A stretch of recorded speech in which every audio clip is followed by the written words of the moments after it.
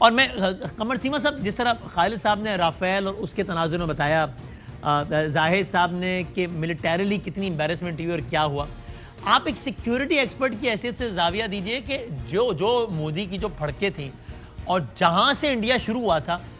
अगर आप यहां बैठ के कैलकुलेट करें, वो तो जाहिर है सब उल्टी हो गई, सब तदबीरें,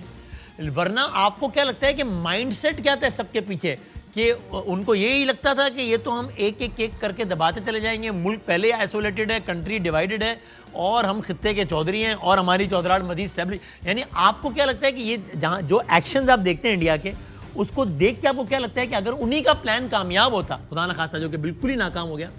तो उनके इरादे क्या थे? जी बहुत शुक्रिया। देखिए ज़ाहिर बात है, एक चीज़ तो हमें समझनी चाहिए कि नरेंद्र मोदी ने अपनी नेशनल सिक्योरिटी को अपने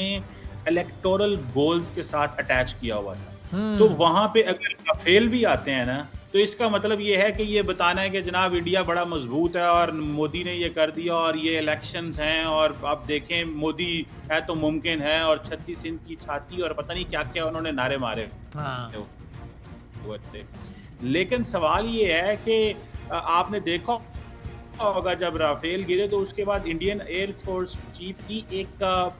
वीडियो जो है, वो ऑडियो वीडियो एक लीक हुई जिसमें वो कह रहे हैं कि ये हिंदुस्तान एरोनॉटिक्स लिमिटेड जो है ये वादे कर लेते हैं, ये चीज़ें डिलीवर हमें नहीं करते। तो बेसिकली मुझे ऐसे लगता है कि नरेंद्र मोदी ने जो पब्लिक में थ्रू मीडिया एक इमेज बिल्ड किया था, वो एयरफोर्स और आर्मी और वो सारा डिलीवर नहीं कर सके और उनको ये, और वो अपने पॉलिटिकल ऑब्जेक्टिव्स और इलेक्टोरल ऑब्जेक्टिव्स के लिए करते थे। पॉलिटिकल क्लास, मिलिट्री और मीडिया, ये तीनों जो ग्रुप थे, ये उस वक्त उन अवाम के सामने इंतहाई बेबस नजर आए। इनको कोई समझ नहीं आ रही थी कि इस वक्त हो क्या रहा है और सारा फिर उसके बाद उन्होंने, आपको पता है कि प्रेशर मीडिया पे डाल दिया कि आप इस तरह का माहौल बनाओ कि जो पॉलिटिकल नैरेटिव बनाओ कि जो मिलिट्री और पॉलिटिकल गवर्नमेंट बहुत अच्छा परफॉर्म कर रही है और उसमें आके फिर मीडिया ने जो कुछ किया आपके सामने है। तो मुझे ऐसे लगता है कि मोदी साहब जो हैं वो ये समझते थे कि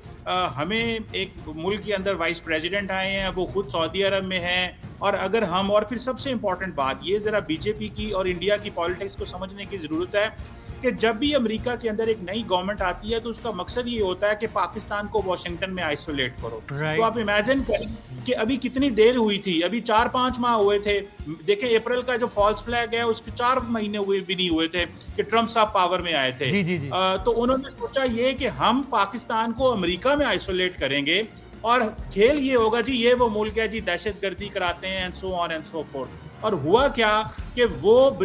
उस नैरेटिव को भी बाय न कर सके और सबसे बढ़ के जो सुबकी इस चीज की हुई कि ये अमेरिका के कॉम्प्रिहेंसिव ग्लोबल स्ट्रेटेजिक पार्टनर हैं। और अभी भी नरेंद्र मोदी ट्वीट में लिखते हैं और आज वो कहते हैं कि भाई ये हम कैसे पार्टनर हैं, कोई हमारे साथ नहीं खड़ा हुआ, कोई दुनिया में दूसरा मुल्क नहीं है जब हम ये कहते हैं कि दहशतगर्दी हुई है, पाकिस्तान को कंडेम करने वाला दूसरा मुल्क नहीं है, तो हम तो दुनिया में तनहा बैठे हुए हैं और ये हमारे सिर्फ दोस्त ही दोस्त हैं लेकिन हमारी लिवरेज कोई नहीं है। तो मुझे लगता है कि ओवरऑल जो सारे का सारा नरेंद्र मोदी साहब का जो प्लान था, जो बेसिकली चाक आउट किया था और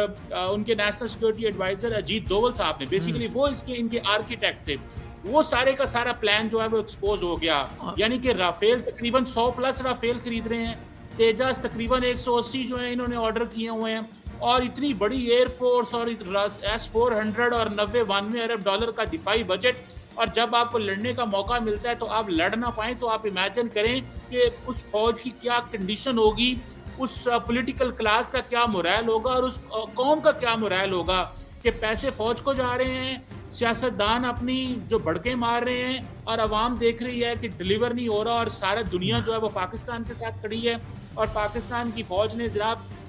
सारी दुनिया के सामने आपके जहाज गिरा दिए। तो समझ लें आप कि एयरफोर्स चीफ और आर्मी चीफ, और फिर आप इमेजिन करें कि एक वक्त था कि आर्मी चीफ CDS चौहान कहते थे कि हमारे जहाज जो हैं वो गिरे हैं, हम ये ढूंढ रहे हैं क्यों गिरे हैं। जब NSA डोवल आते हैं वो कहते हैं जी हमारा तो शीशा भी नहीं टूटा। तो आप इमेजिन करें कि क्या कंफ्यूजन में है पूरे हर सतह पर कंफ्यूजन, हर सतह पर हजीमत और पसपाई।